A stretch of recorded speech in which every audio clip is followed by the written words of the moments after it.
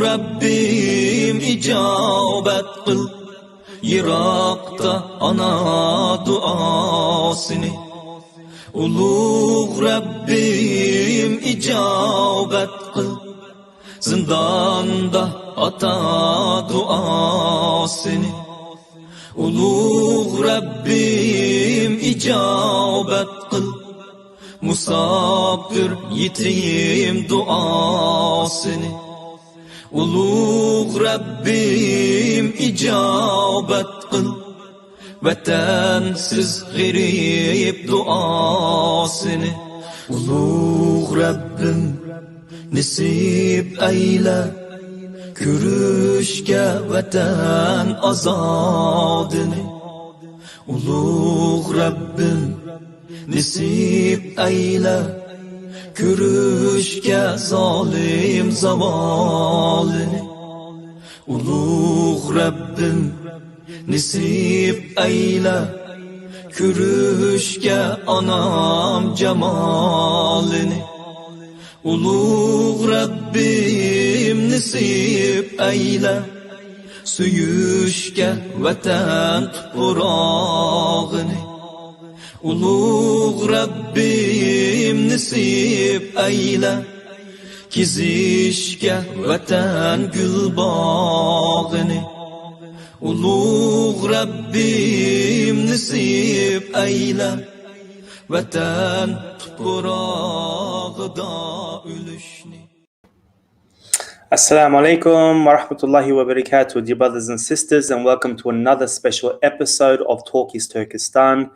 I know we haven't seen each other in a while, but we do have a special guest for you. And this is the second time on this show. We have none other than Mr. Drew Pavlou. For those of you who don't know who Drew Pavlou is, he is an Australian rights activist, human rights activist. He's known for his criticism against the Chinese regime and the Chinese Communist Party. His activism started when he had some on-campus protests in support of the 2019-20 Hong Kong protests, which got a lot of scrutiny by his university. And basically, he was highlighting how universities, to increase their relationships with China, will not highlight human rights atrocities done by the Chinese regime, especially against Hong Kong, Uyghurs, Tibetans. Without further ado, if you guys missed on part 1, you can see the whole story of how Drew started. We're just gonna, and that video was done around 5 months ago. We're gonna basically continue of what's been happening in the last 4 or 5 months with his life and talk about some other issues relating to the Chinese regime. I'll let Mr. Pavlou do all the talking now. How you doing, mate? Hey man, thank you, Aslan, for having me, bro. Yeah, it's been a long time since we last talked, 5 months. Things have been very crazy, hectic since then. Yeah. Life changed quite a bit. Yeah, well, I want to get straight into it. So again, I don't want to get into the stuff that, your intro and everything. So I believe the last interview was done in June. Yes. And since then, what's happened? You've obviously got some political support by various people in the Australian government. And what's really interesting about your story is, I think you're the most high-profile activist that's like non-Chinese, or like that's never actually been within the borders of China or citizen or anything like this. So yeah, what's been happening basically? So it's a catch-up. Yeah, it is a sort of funny fact. I've never actually been able to travel to China, which is really upsetting to me because I would love to travel to China. I would love to go to Hong Kong. I'd love to visit, East Turkestan and see the great Uyghur sites and stuff like that. But unfortunately, that's probably never going to be a possibility for me, given Never say never. Never say never. Well, yes, one day when the regime falls, but in the meantime, it's going to be very difficult under Xi Jinping, because the Chinese Foreign Ministry has personally singled me out for condemnation. And Chinese state media have attacked me multiple times. So at the moment, I think if I stepped foot in China, I probably wouldn't be coming back. But it's been crazy time since we last caught up. So when we were last speaking, I think UQ had just expelled me for 2 years, and the case attracted a lot of attention because what was really clear to people was that I was being targeted politically by UQ. They had mounted this whole case against me as punishment for my protests on campus about Hong Kongers and Uyghurs. And again, it was simply due to the university's very close economic ties with China. So because UQ relied on China for 20, 30% of its revenue, hundreds of millions of dollars every year, they could not allow me to protest on campus because that would threaten the university's ties with the Chinese government. The Chinese government could stop the flow of Chinese students to UQ, and then overnight UQ would not be able to pay. UQ's budget overnight would be destroyed. Vice Chancellor Peter Hoy was not going to be able to get his $1.2 million salary and his $200,000 bonus for deepening ties with China. So UQ, they begun this whole case against me, very politically motivated. And since then, a lot has changed. So my lawyer, Tony Morris QC, he represented me, defended me before the University of Queensland's highest internal appeal body. Still, it was a body that was stacked out by the university's employees. Still, it was never going to give me a fair trial because it was still always going to be, staffed with UQ employees. And the UQ lawyers that they brought in, and UQ spent hundreds of thousands of dollars on some of the best lawyers in Australia. They brought in these lawyers to direct the university appeals body to uphold the verdict to expel me. Tony Morris, he delivered such a good defense that even UQ's own sort of kangaroo court had to lessen the sentence. Eventually, they actually exonerated me on 9 of 11 charges. So 90% of that original 200-page document they leveled against me was basically chucked out by their own staff who were being directed by the university lawyers to expel me. Wow. Even their own staff had to go, 90% of this is just straight up lies, manufactured. We discovered in the course of that multiple allegations that UQ had listed against me had actually been completely manufactured. The university had actually just straight up invented some of these student complaints. So, for example, they screenshotted comments where I had got into some online internet beef with some fellow students who had been taunting me over my mate's suicide. It was a really dark time. I responded really harshly, a lot of swear words, etc. UQ took screenshots of that and then basically said, "Oh, these students have complained." Then the students in questions actually wrote to my lawyer and said, "We never complained. UQ's actually just made this up." Wow. So UQ was exposed as having manufactured so many of these allegations against me. They reduced the sentence to 6 months, which still had the effect of removing me from the UQ Senate, which was the board that governed the university. So I'd been democratically elected by students to that position to fight for things like reevaluating UQ's ties with China while the terrible genocide of Uyghurs takes place. And UQ's Senate, they kicked me off. So the democratic vote of the students was invalidated. And they barred me from campus. So every time I stepped foot on campus, they would threaten me with security and police. They also banned me from running in the student elections, which I'd been planning on doing for a while.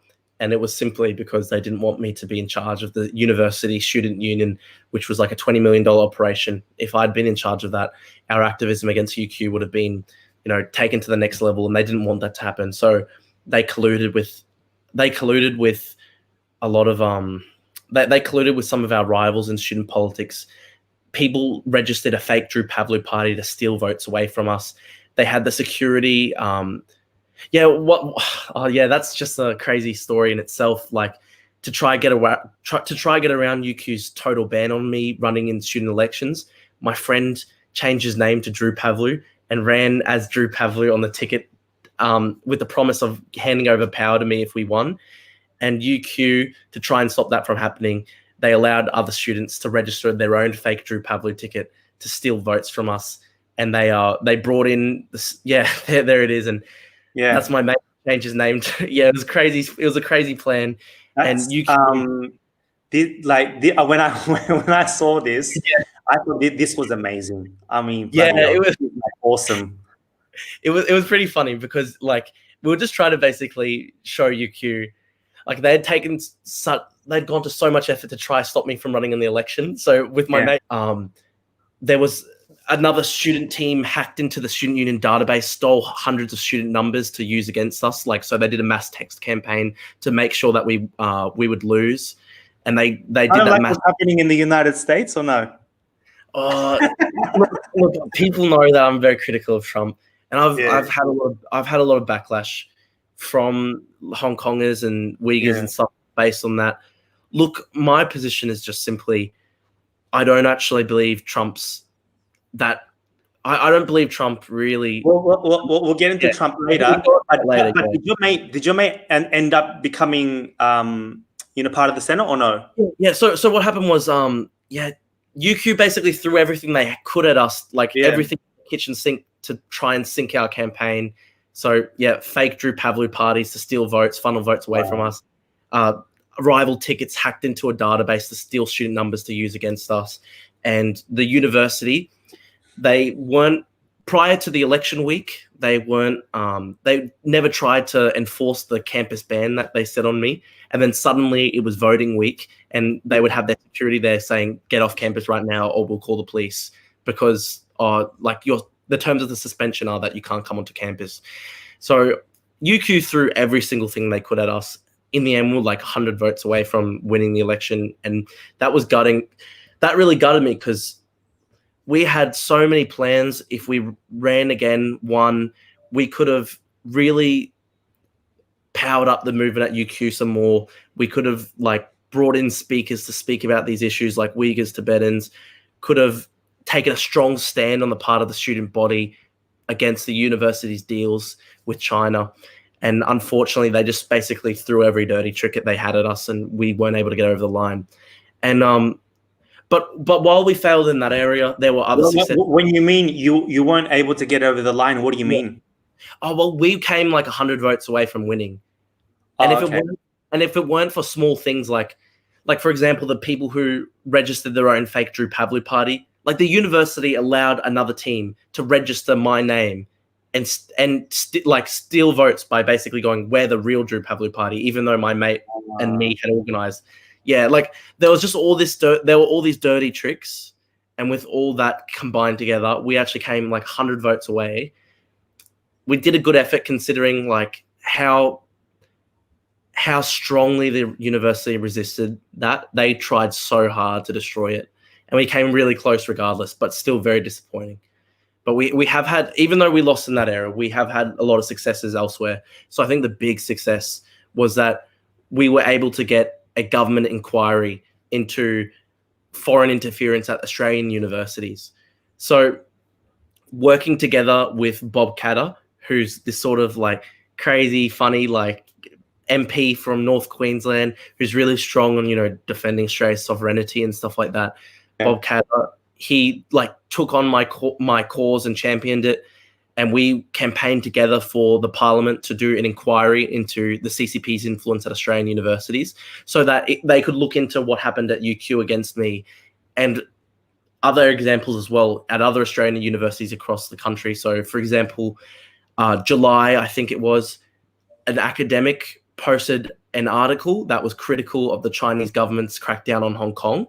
She was at the University of New South Wales, which is one of Australia's best universities. She posted this article criticizing China on Hong Kong. And Chinese international students at that university, they organized a campaign where they began attacking the university and pressuring the university to not only delete that article, but also to sack the academic Elaine Pearson. And that case as well, that case combined with my case at UQ, it put so much pressure on the government. And Bob Katter, as you see here, he was such a legend. He championed my case. Not many members of the Parliament were willing to stand up and help me because obviously it's a very controversial issue and China is so important economically to Australia. So all of these politicians don't want to offend China. And Bob Katter was the one with the balls to stand up and actually help me. And without his help, man, we never could have got this inquiry into the CCP interference at Australian universities. He was able to start, he he was campaigning so loudly for it in Parliament that MPs within the Liberal Party, which is the governing party in Australia, they begun defecting from the party and actually started backing him on this issue, because the Liberal Party leadership in Canberra, they didn't want to have this inquiry because they knew that it would piss off China. They knew that China would respond with like trade boycotts, trade sanctions. They would punish Australia for having this type of inquiry. And so the government's official position was against it. And Bob Katter, he was campaigning so hard and he worked so hard at doing the numbers. He started to get some government MPs to defect from the Liberal Party and say, hang on, we should have this inquiry. And then the government caved into the pressure and they allowed it to go ahead. And that was just such a huge thing. So now the Joint Parliamentary Committee on Intelligence, which is chaired by Andrew Hastie, who is a really well-respected MP. He's actually often talked of as a future Prime Minister of Australia. He chairs this intelligence committee, and they're going to have a full wide-ranging probe into what happened, not just at UQ, but in other universities across Australia with regard to CCP interference. And they'll have the full power to subpoena documents. So, for example, my lawyer, Tony Morris, he did a Freedom of Information request at UQ to request UQ documents relating to my case. And we found out that UQ had compiled 14,000 pages worth of documents just on me in 2 months. So we're talking like an insane amount of surveillance, writing. Like the university compiled a huge truckload of documents on me, like including surveillance of me as a student for months. And we were able to find that out through Freedom of Information request, but they ultimately only allowed us to see 1,000 of those 14,000 pages worth of documents. 13,000 pages of these documents at UQ that relate to my case remain. So basically, they were doing Chinese-style surveillance, AI surveillance on you, on Australian soil, on an Australian, in an Australian university. 14,000 pages worth of documents. Wow. What that involved was the university going through all my social media, compiling their legal case against me, investigating me. And UQ, they would only allow us to see 1,000 pages worth of these documents. Still 13,000 pages are kept secret because the university is arguing it's not in the public interest to see. And you know what? This intelligence committee, chaired by Andrew Hastie, they'll subpoena all the documents and we'll be able to see what happened here at UQ. And they'll also be able to subpoena witnesses so they can have the Vice-Chancellor and the Chancellor of the university, Peter Hoy and Peter Varghese, come and testify in Canberra and explain what they did at UQ, explain why the university took on this really incredible case against me, because ultimately they were the guys who were calling the shots at UQ, and it had to stop. The buck has to stop somewhere. If the university is compiling tens of thousands of pages worth of documents on me, that would have had to have been done with the authorization of the Vice Chancellor and Chancellor. And they can now explain that before Parliament in Canberra. And they're also going to likely have me come down and testify too. And so it will be a tremendous opportunity to lift the veil on what's happened here at UQ and actually allow the public to scrutinize the universities and see and uncover what's gone on here. So this is a huge victory for our cause. I think when the Parliament investigates UQ, they will uncover the wrongdoing that went on here. This whole time, we've all known that they did this. They took on this crazy case against me to punish me for talking about China. Well, the Intelligence Committee will actually be able to find the evidence for this. They're going to be able to look at the UQ internal documents that they've kept from the public, all these secret documents. They'll be able to investigate this. And I think at that point, we're going to be able to have justice. So a huge victory in our cause. And I'm so lucky for someone like Bob Katter to back me. Also, the backing of the Australian public. We had a documentary about the cause aired on 60 Minutes, which is one of Australia's premier documentary sort of news. I believe you have 2 or 3 episodes on there. Actually appeared in 2 separate episodes, yeah. which is just I'm so thankful for that, because that brought the case to the attention of the wider Australian public. And it was at that point that I had thousands of people messaging me and going, "Oh, we support you, stay strong, keep going." That really kept me going. And it was the pressure of it was the public pressure that 60 Minutes mounted and that Bob Katter mounted. Bob Katter came on board after 60 Minutes.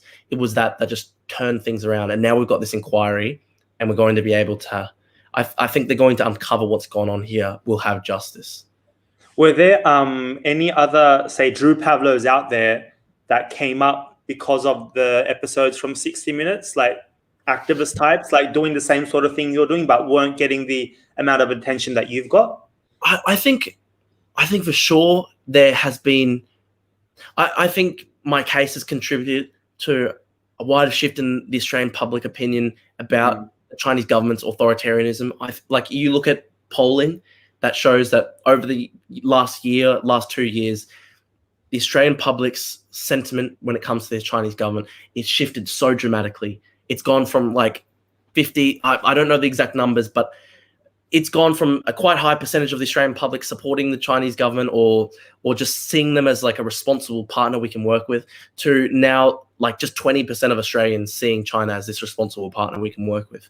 And it wasn't just my case. It was also, of course, what was going on in Hong Kong, what was happening to Uyghurs, what the Chinese government was doing to bully Australians with when it came to sanctions and the destruction of export industries and stuff like that. Like the Global Times, the Chinese state media, saber-rattling sort of mouthpiece, put out articles comparing Australia to bubblegum stuck to the sole of China's boots and stuff like that. And the Australian people, they've seen this and they're really disgusted, I think, with the Chinese government's behaviour over the past few years. They see what's happening to Uyghurs, Tibetans, Hong Kongers, ordinary Chinese people too, and they're sickened by the Chinese government's authoritarianism, terrible atrocities that the Chinese government's carrying out.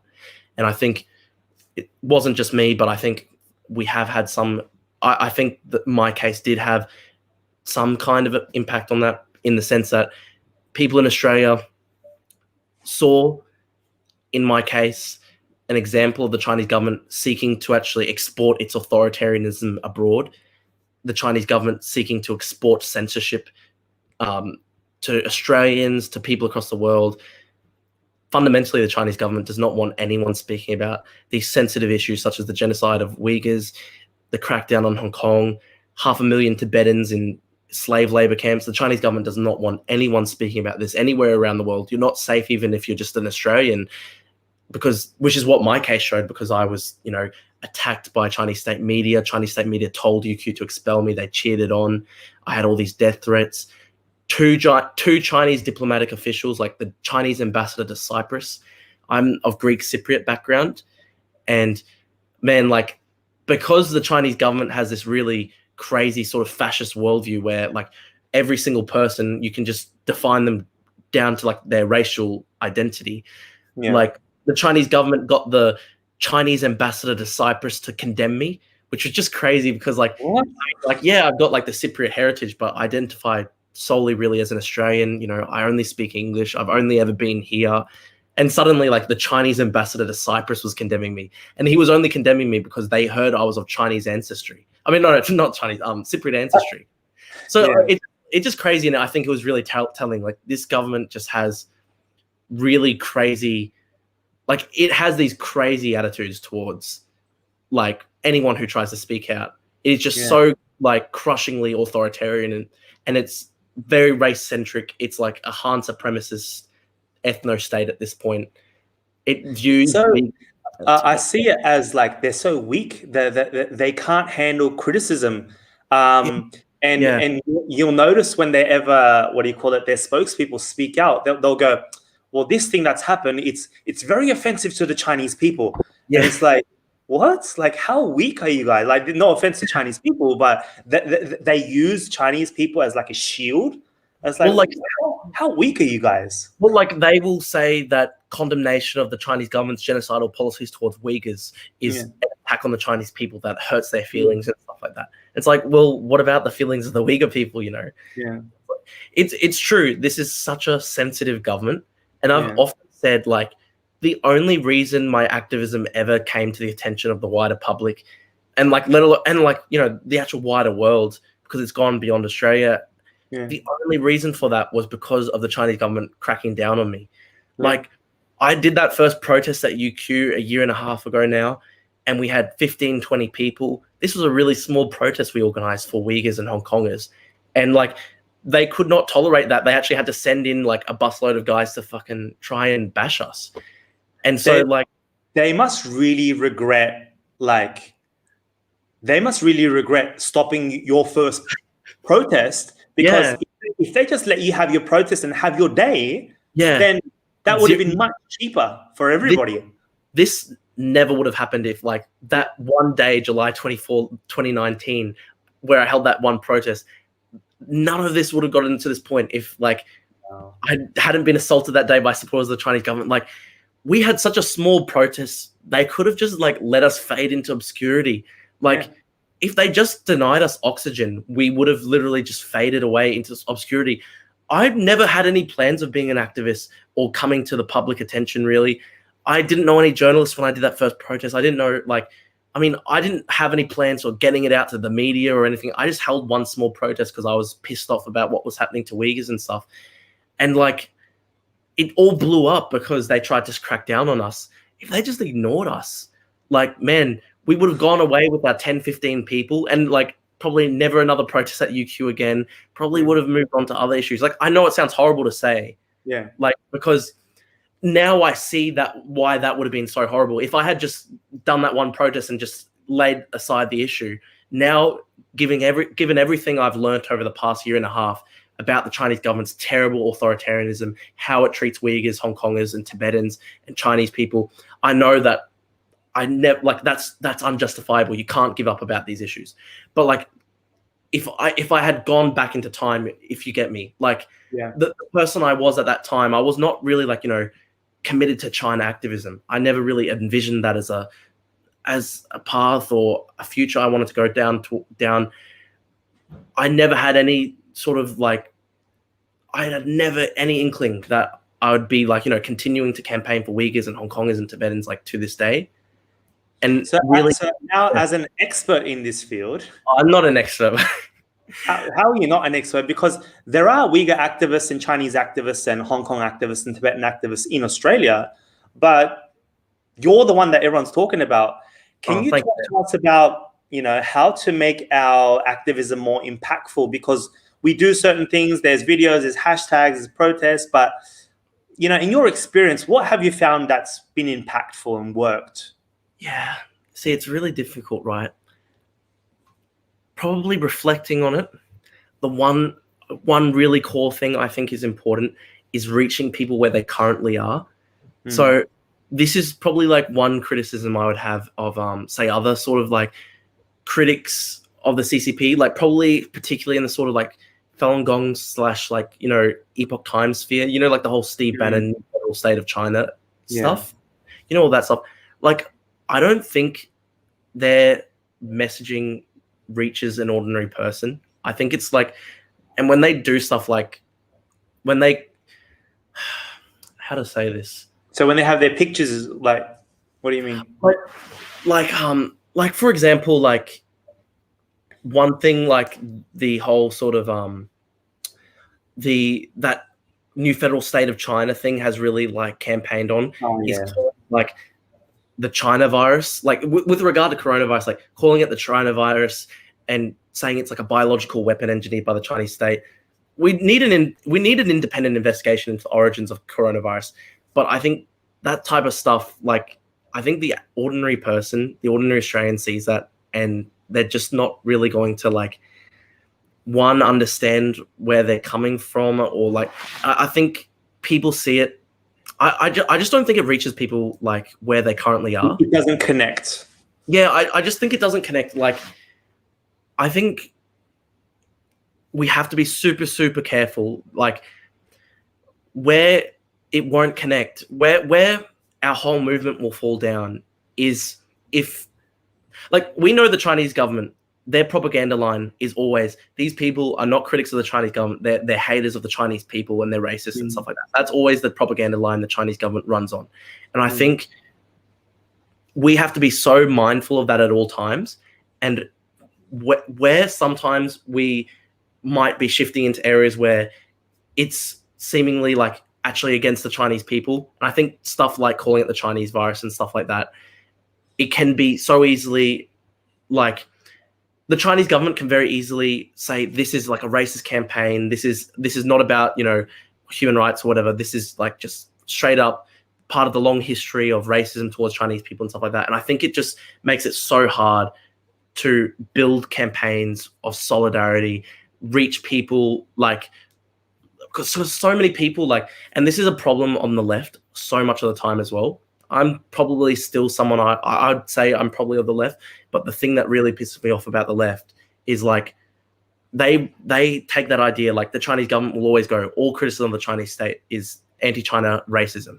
And the left sees that, and then as a result, they don't want to talk about China, despite the fact that a lot of these issues, I mean, like 1 million Uyghur Muslims in concentration camps. You can't tell me, like, if America was in charge of a concentration camps with 1 million with 1 million Muslims in them, or some other country, like European country or Australia, like this would be the number one focus at all times of the left. And it would be rightfully so, because that is just like such a terrible atrocity against, it's a crime against humanity. But then when it comes to China, so many people just don't want to talk about it because they just think talking about anything critical of the Chinese state will just feed into like the long history of Chinese racism, anti-Chinese racism or whatever.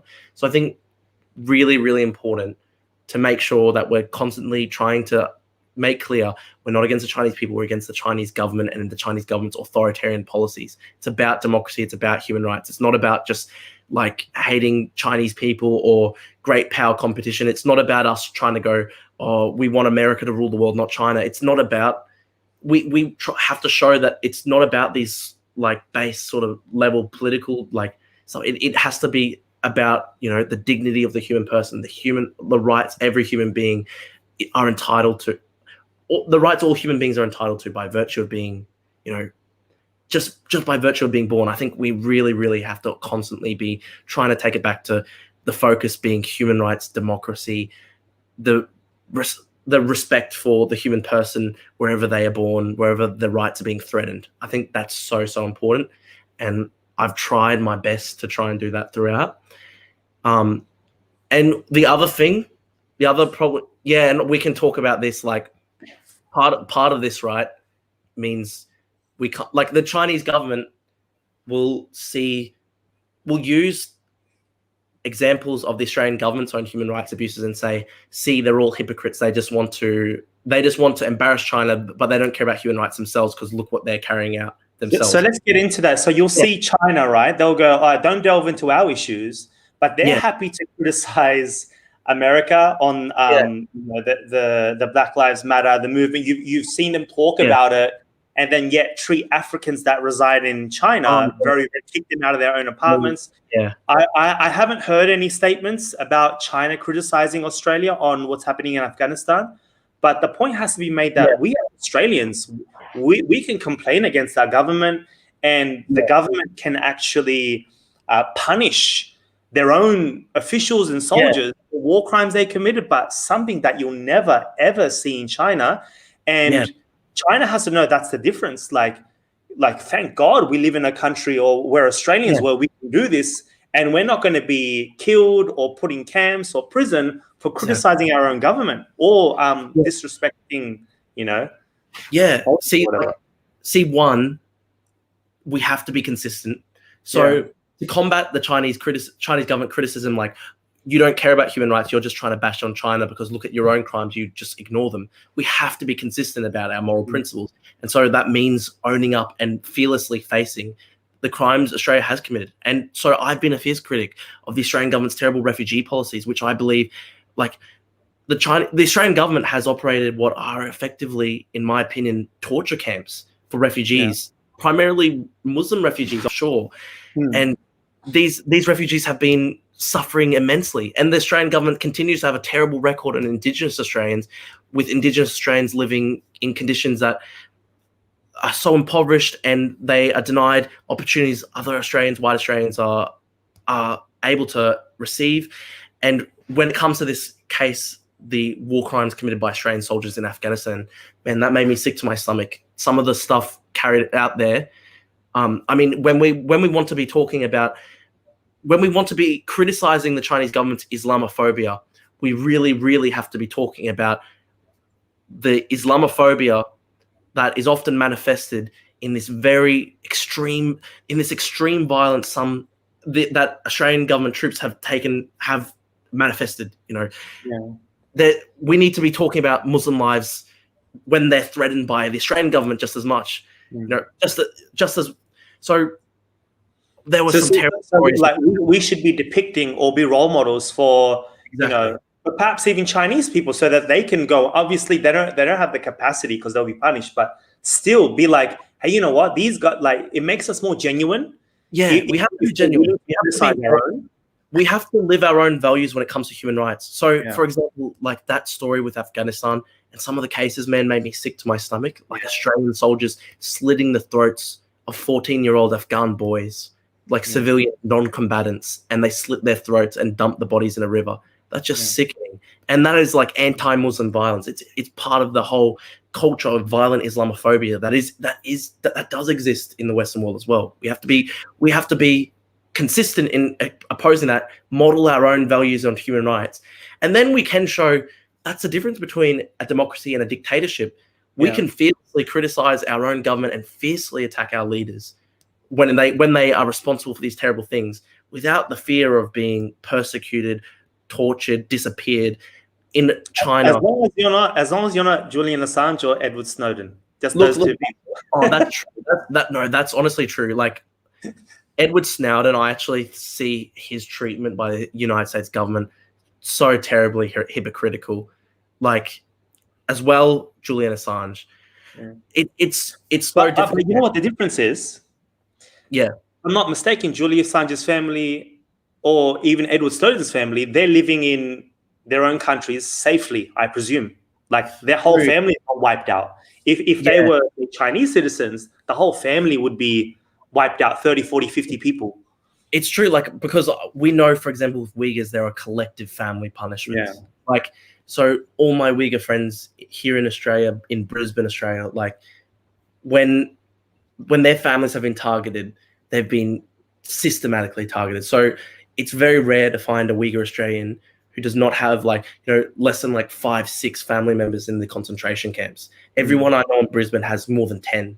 Like you've got uncles, you've got aunts, you've got generations of the family from grandfathers down to sons, down to the son. Like there are collective family punishments and stuff like that. Look, my major point is just we have to walk our own values when it comes to human rights, model our values. It gives us so much more moral weight when we criticize the Chinese government's horrible, horrible atrocities, which I believe are right up there with the worst committed possibly of all time. Like I believe the Uyghur genocide will be remembered in history as one of the most terrible atrocities ever perpetrated. And we must do everything we can to fight against this Uyghur genocide. And the only way we can do that is if we have moral weight behind our criticisms of the Chinese government.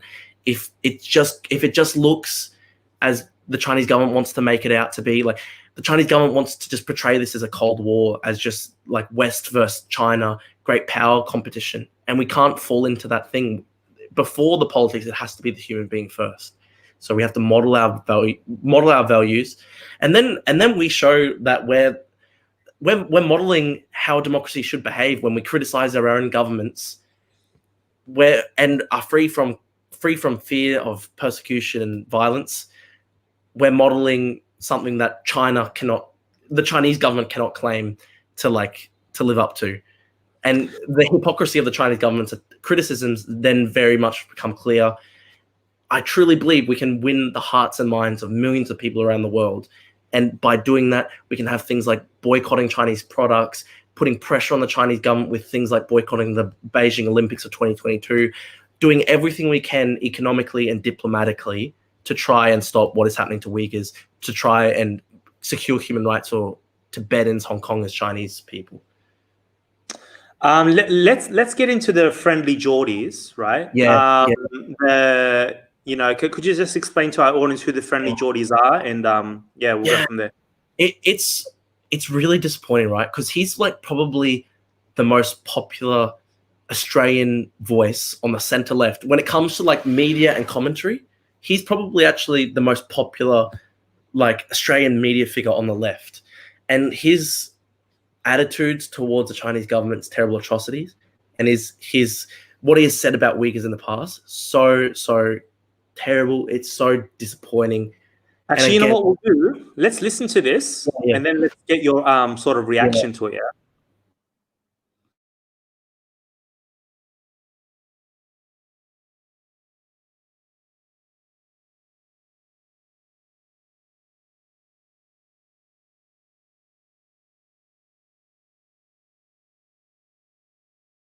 It's a big job. Data has led to a large proportion of like the Chinese population being in camps. So do we really want TikTok to have our data because somehow we'll be in those camps? Why Do has we that think led- about it? Why has that led to them to being? Why has that led them to being in camps? Because they've been able to No, it hasn't. Look, find them better. Dude, I don't the agree reason with the any of Uyghur it. I'm just population saying is it. detained is because they're causing trouble, and that actually is the reason. Well, like the thing is, like Like, the old school Look, this Islamic is the whole trouble. point. Yeah, right? yeah. You're dealing Yes, with it a is, country yeah. that is 1.3 billion. It has a third world government still running it, trying to keep this massive population of 50 ethnicities together. Mm. It's a big job. The reason that they are detained. How many ethnicities? 50. Is that right? Could probably Maybe. be even more. More. But most of them are one ethnicity. Chinese, mountain Chinese. That's pretty much it. That's You're not right. 50. Valley Chinese. Tibet. Yeah. Eastside There's also- Chinese. that's That not- sometimes wear Hello Kitty. You can just go on. You know the list now. Yeah, it's still Yep. not 50. All right. Chinese people that like barbecue sauce, and then it just shows an American in a steakhouse. Chinese Now you people get that it. have been to UNSW. I know. Look, all right. I'm lying this up. There is just the 8 ethnicities that we outlined then. Yeah. Right? And so, but anyway, the point is, keeping all these ethnicities together. What the CIA has done over the last 30 years is exactly what they did in Afghanistan, which is radicalize the Taliban and essentially train them up. And this is exactly what they did with the Wuhan No people way. in China. It's the same pattern. With the Wuhan, I don't like. I mean, they've made it out to be. I don't know. They were just like very lax when they were to like make. I don't know. It was just wasn't even easy for them.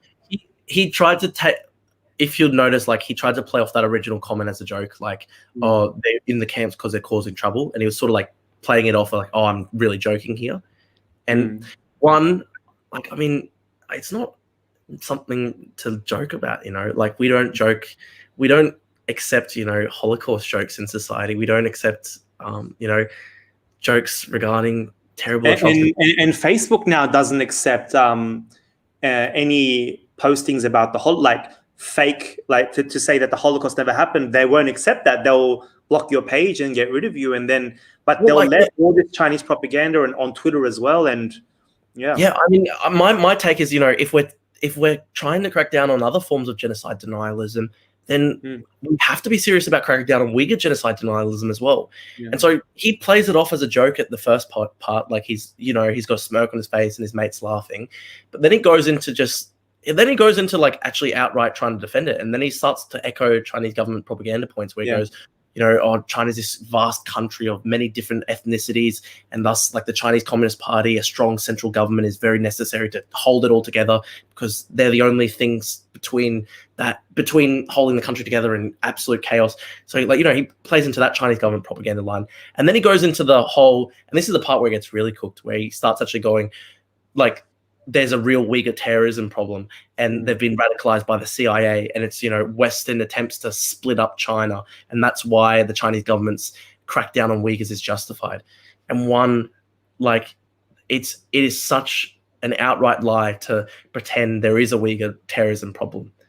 We know that, for example, the ETIM, an organization that the US government used to list as a terrorist organization, my understanding is that the US government listed ETIM as a terrorist organization in the lead up to the Iraq War in order to secure China's support for that war, to make sure China would not veto that war at the UN Security Council. And then, and so they basically just did it straightforwardly for cynical political reasons.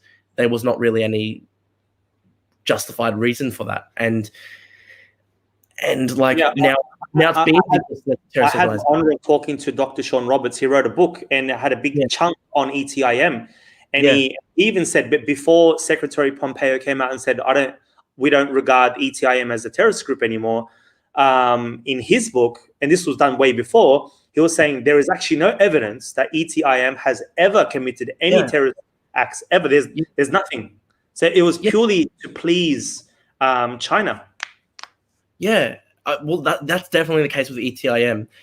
Like, I know the Chinese government does does point to some isolated terrorist attacks that it claims are like Uyghur motivated. So, I mean, they point to the Kunming 2014 stabbing attacks, I believe, and a few other suicide attacks and stuff like that.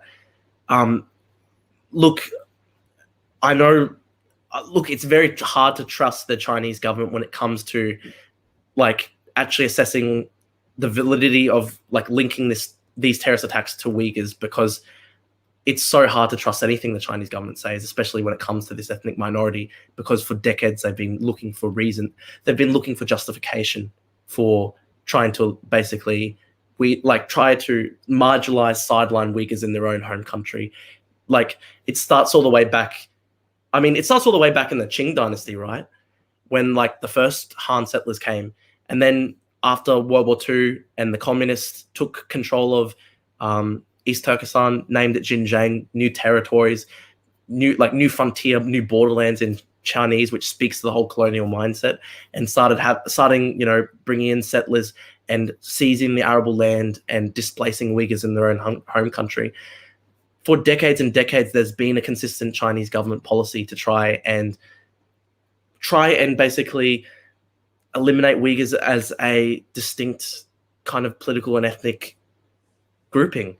And like the anti-terror thing, I think, was just convenient justification for the Chinese government. And so it's a convenient pretext for this whole completely unjustified crackdown. I mean, if it really were an anti-terror crackdown, I mean, why do you have to have like generations of families imprisoned in these concentration camps? Why do you have the slave labor? Why do you have to have forced Uyghur abortions? Why do you have to sterilize Uyghur women? Why do you have to destroy Uyghur cultural shrines and bulldoze Uyghur cemeteries? How is it an anti-terror policy to bulldoze Uyghur cemeteries? It so clearly goes far beyond an anti-terror campaign. What it clearly is a campaign of genocide. It's an attempt to wipe out Uyghurs culturally, and it's an attempt to wipe out Uyghurs as a distinct ethnic group. That's why you have the forced marriages. That's why you have the forced abortions and the sterilizations. That doesn't play into. Tell me, how does forcing a Uyghur woman to marry a Han man, how does that stop terrorism if that's an anti-terror policy? Why do you have to destroy the most sacred Uyghur shrines? Like, how does that link to anti-terrorism?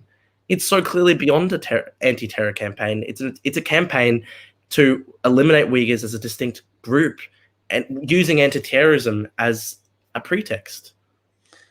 Solution-wise, I mean, I was talking to an Emily Riley a couple of weeks ago, and she's a human rights lawyer in the UN, and she was telling, like, she's a whistleblower that came out and said the UN has been giving the names to the Chinese regime, the speakers of the Uyghur names, and like we've been preaching to these guys saying, UN do something about it, but then, like, solution-wise, where else do you think what should we be doing? And then what happened was I saw this tweet. I'm not sure if you agree, but I just found this tweet interesting. And I've been kind of saying the same message for a while as well. You probably know Benedict Rogers. Yeah, great guy. And he tweeted, "I don't want war. I don't advocate war, but we really need to prepare for war." What do you think solution-wise? I would never want an offensive war against China, because we have to be clear-sighted that war with China would be absolutely devastating. It would be a nuclear conflict, and any conflict that escalates to the nuclear level, we're going to be talking about nuclear holocaust and nuclear winter and the destruction not just of our allies and ourselves, but the destruction of human civilization. Yeah. Full stop. So war has to be the last option. But if the Chinese government continues to aggressively try and bully other countries through military means and stuff like that, we have to form a defensive alliance. We have to act defensively as the Chinese government continues its aggression. It's so difficult because of the Chinese government's military might. I think the bare minimum we should be doing is calling for boycotts, divestment, sanctions. So, Yeah. that's the strategy that is employed by Palestinian groups against Israeli, what they describe as Israeli apartheid, and it's a policy that worked against South African apartheid. Boycotting Chinese good, boycotting Chinese events like the Beijing Olympics of 2022, divesting from Chinese government. That's what I wanted to point out. Essentially, that's what your campaigns has been all about. If you get to the crux of it, it's all about money. Yeah, and the YouTube was attacking you. It's because it's about money at the end of the day. That was the thing that first brought me into it, right? Because I've always been someone who identified on the left. Like I've always hated inequality. I look upon the business leaders who enrich themselves at the expense of ordinary people, and I see them as so immoral. And I was looking around and I was going, where's the left on China? Because we're being expected to shut ourselves up about a genocide against Muslims because the business leaders of Australia make too much money trading with China. And these Australian billionaires want the money flows to keep going, and we're being expected to silence ourselves. And my university is taking hundreds of millions of dollars each year, just so that they can give the university executives $1 million salaries while people are starving in Australia. And they're expecting us to be silent about it as well because they want to protect their own economic interests. So that was actually the issue that brought me into it. I was like, where's the left on this? And I was like, well, I'll do a protest. I'll speak up. It's always been for me about sort of boycott, divestment, sanctions. I think that's the bare minimum you can do ethically, because anything else I would argue is complicity. If you're continuing to do tens of billions of dollars in trade each year with China while they've got Uyghurs in concentration camps, millions of Uyghurs in concentration camps, I see that as complicity in genocide. All the people enriching themselves off China while this occurs, I see them as enriching themselves through blood money. All right, let's get to our last topic. I say it's not over until the fat liberal lady sings. Yeah. US elections. What do you think? Oh, the US election, right? Look, I've actually been preparing a YouTube video, right? Yeah. Because I wanted to explore this issue because I've been criticized very heavily by a lot of comrades in the movement to oppose the CCP for opposing Trump and preferring Biden to win the election. I've never been a massive Biden fan. Don't like him that much, but I prefer him to Trump because I see authoritarian tendencies in Trump. I think he's always had this affinity for authoritarian leaders. He's always got along with people like Xi Jinping. And so I wanted to make a YouTube video where to actually strip back the myth making and look at Trump's actual actions when it comes to China. So I know Uyghurs credit him with the Uyghur Human Rights Act that was passed. And that was amazing legislation. I looked into that in the process of researching this video I'm writing. And Trump had to be dragged kicking and screaming to that. Yeah. There was a bipartisan majority in Congress. Democrats and Republicans, Marco Rubio, honorable Republicans like Marco Rubio were calling for Trump to do something about this. And they had to drag him kicking and screaming. They had to have a huge supermajority in Congress that meant President Trump couldn't veto the legislation as he had previously threatened to do when it came to Hong Kong human rights legislation. They had to pass this legislation with a veto-proof supermajority to force Trump to sign it, so that if he did veto it, Congress would have the numbers to pass it and make it law anyway. And the reason for that was because one, he saw himself as having a good personal relationship with Xi. He often called him, an incredible guy, great friend of mine, etc. I don't see that as, some people dismiss that as just, diplomacy, but I think, when it comes to a guy who is in charge of a genocidal ethno-state, do you call him your incredible mate, your incredible friend? Trump praised Xi Jinping when Xi Jinping abolished term limits for himself and declared himself president for life. Trump said, you know what, he did it, good on him. And he praised the Chinese government's authoritarian response to say like the Tiananmen massacre. You go all the way back to 1990. He did a Playboy interview where he said, the Chinese government, yes, they were brutal and they were vicious, but they put it down with strength, and strength is what you need because all the countries in the world are laughing at the United States right now. He was basically saying, oh, the Tiananmen Square, like Tiananmen massacre, yes, it was horrible, but like America needs that type of strength because we're being laughed at because we care about human rights. And yeah, on the Uyghur human rights issue, that specific legislation, the Uyghur Human Rights Act, which I think, honestly, like you go back for decades in America, honestly, some of the most pivotal legislation ever been passed on matters of human rights internationally. That was such an important piece of legislation. And Trump had to be dragged kicking and screaming to it by both Democrats and Republicans, a supermajority in Congress. And when later he was asked why that was, he said, oh, we had a trade deal going on, we had negotiations, and so we couldn't talk about Uyghurs because we wanted to make sure we got a good deal for American farmers. Trump wanted a $250 billion deal with China where China would buy up all these American goods like soya beans and stuff like that.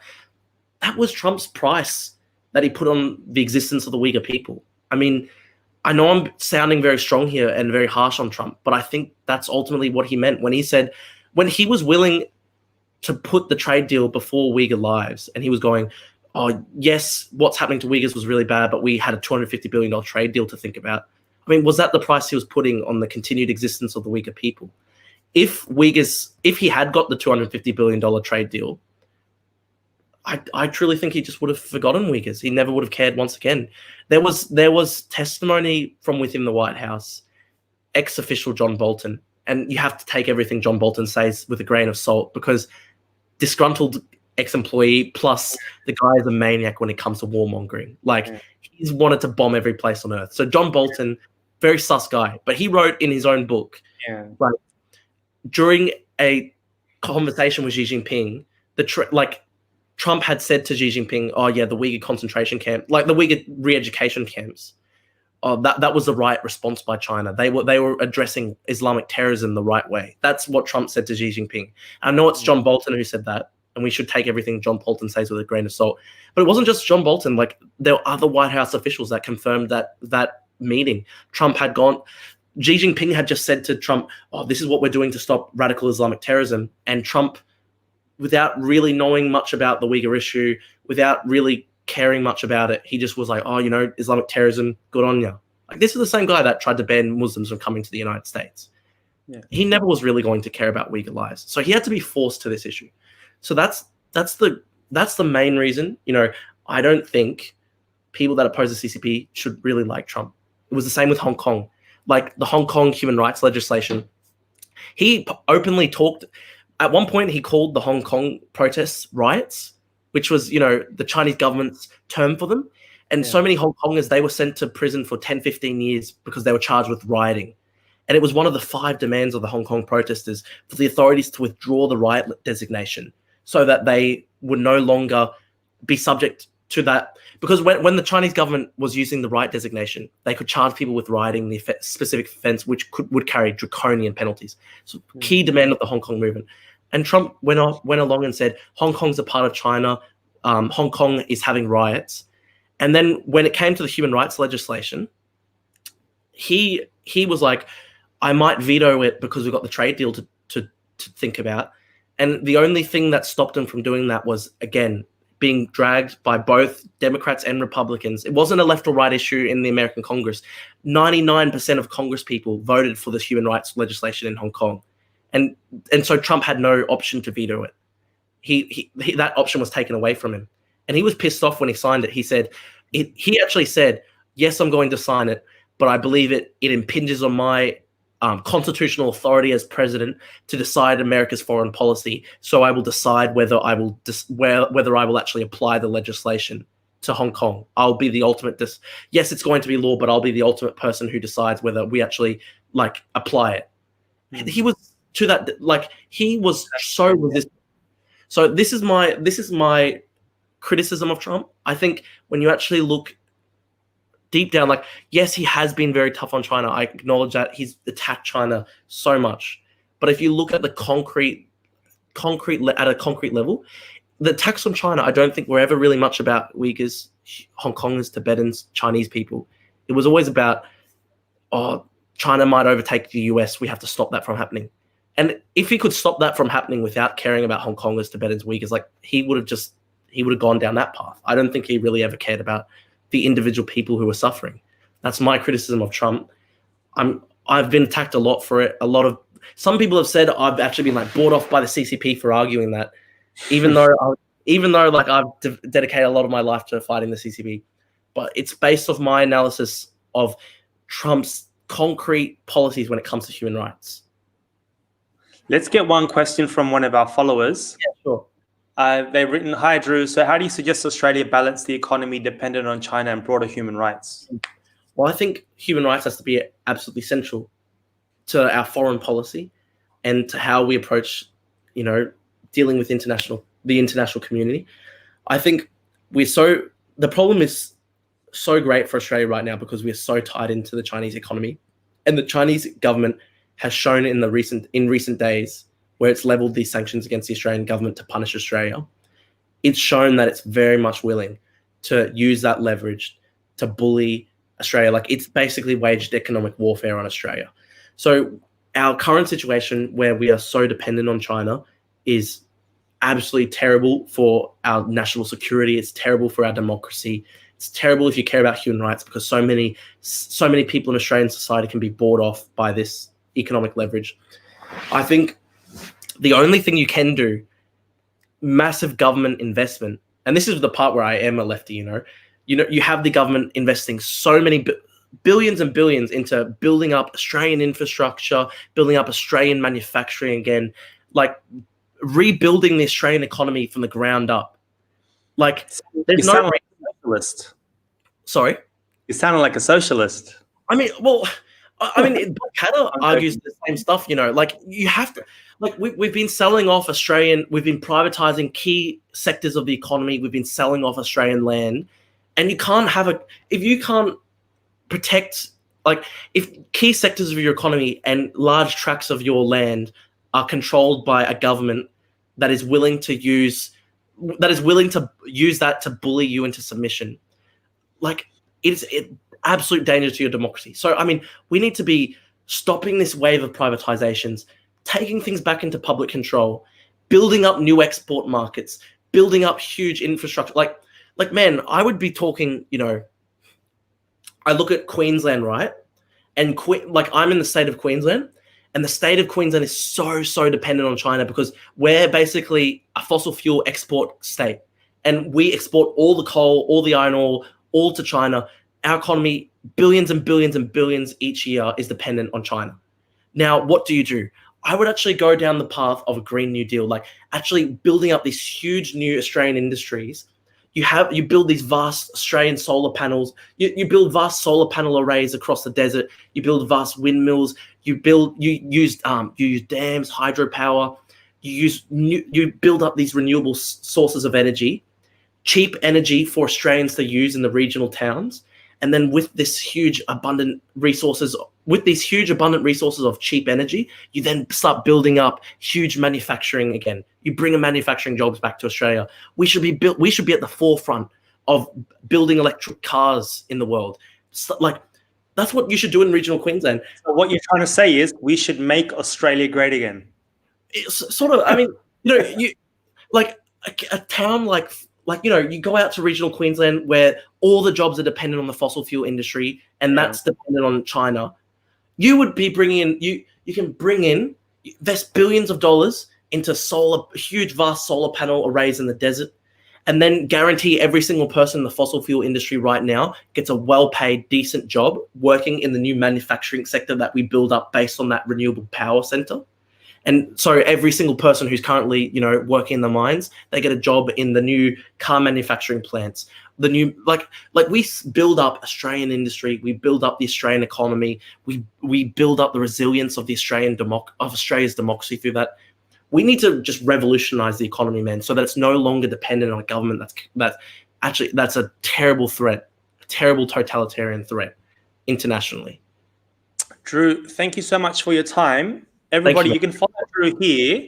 There's a link there, Linktree. That's where you can find all these details of his social media, and you can donate to, like, all the donation links are there as well. Before I let you go, is there any last words that you want to say? Yeah, well, like when coming into that, I'm going to be starting a non-profit. We've registered a non-profit, Defend Democracy. So if you go to the link tree, you can go donate to Defend Democracy. That will be properly ready to launch soon. We will try. My vision, I'm not sure, you know, the International Parliamentary Alliance on China? Yeah. Which is like a grouping of legislators across the world who are like united in opposing the Chinese government's human rights abuses, its aggressive behavior. My big vision is we have something like that, but for ordinary citizens. So like something like IPAC, but citizens around the world, they don't have to be legislators. You can just be an ordinary Australian, an ordinary person from New Zealand, Europe, Africa, Turkey, Middle East, anywhere, you know, you can join up to Defend Democracy, and together, you know, people power, we can stand up, collectively call for boycotts when the Chinese government is taking these terrible human rights atrocities, taking out these terrible human rights abuses, call for boycotts, petitions to move the Olympic Games, like applying political pressure to our legislators when the legislators are selling out to, you know, China because of economic interests and stuff like that. My vision is a big people-powered movement to lobby for governments to get real about this totalitarian threat, put human rights at the center of their foreign policy, and put defending our democracy at the center of our, you know, great concerns. The non-profit's called Defend Democracy, and the whole idea is, you know, together we'd be standing together across countries, thousands and thousands of people trying to resist the Chinese government's aggressive behavior internationally and its terrible human rights abuses. Well, thank you so much for your time again. Thank you, man. Let's do another one after the inquiry is finished. Perhaps like 4, 5, 6 months time again, just to catch up with you, because your story is just getting more interesting. Yeah. I want people to sort of get an idea of how activism can be done, like on an impactful level. So that's why I've got you back. Yeah, thank you. Thank you so much. Yeah, so everybody, again, make sure you're following Drew, what he's up to, and basically you can take him as your role model, because I do. He's doing a lot of great work. Oh, thank you, bro. That means a lot. I want to say salam to all the brothers and sisters that have joined on Talkies Turkestan. Make sure you share, like this video, and till next time, Drew. Thank you, brother. Thank you so much, Aslan. Really appreciate it, bro. Great talks. And thank you so much, everyone, for listening. Cheers.